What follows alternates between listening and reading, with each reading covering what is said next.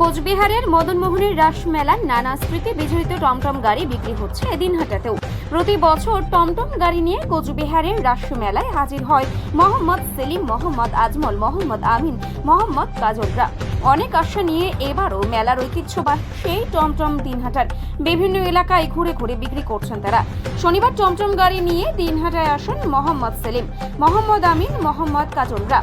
এক এক করে টমটম গাড়ি 20 টাকা করে বিক্রি করছেন।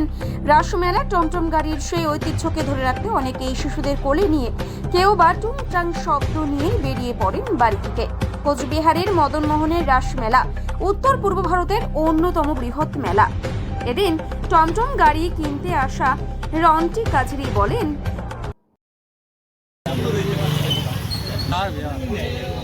बिहार से आए हैं, 4-5 साल से आ रहे हैं। इससे पुराना हमारे बाबा लोग दादा जो आते थे वो बहुत पुराना है। तब सुनने तो बहुत पहले मोबाइल था, अब इतना नहीं पता हम लोग कितना साल हुआ है उनको आया हुआ। मेरे अंदाज से फिर भी 40-50 साल हो गया।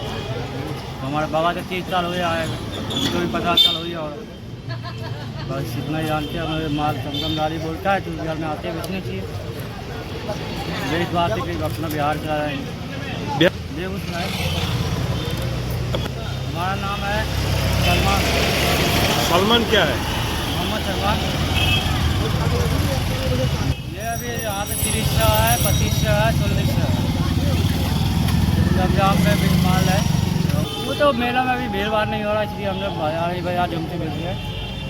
तो टाइम ना मिले, माल हमारा बाकी ना जाए तो चीज़ में ले लो। मेला क्या होता है, माल ऐसा बेची वही सोची चले हम पूरा खत्म हो जाए तो बाजार में आके মেলায় তো যেতে পারিনি, তাই দিনাটা এসেছিল, তাই কিনলাম, ভালো লাগলো জিনিসটা দেখে। আর মেলায় যাওয়ার প্রোগ্রাম ছিল, অনেক পরে যাবো হয়তো, না যেতে পারলে নেই।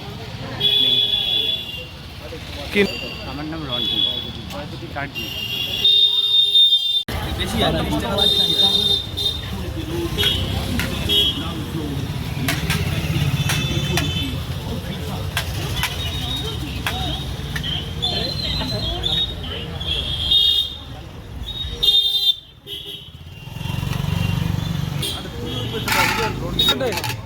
তুই ওখানে যা।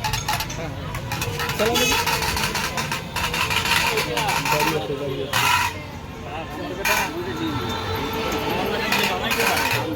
আমার বেটা তোমার থেকেও পুরে গেছে।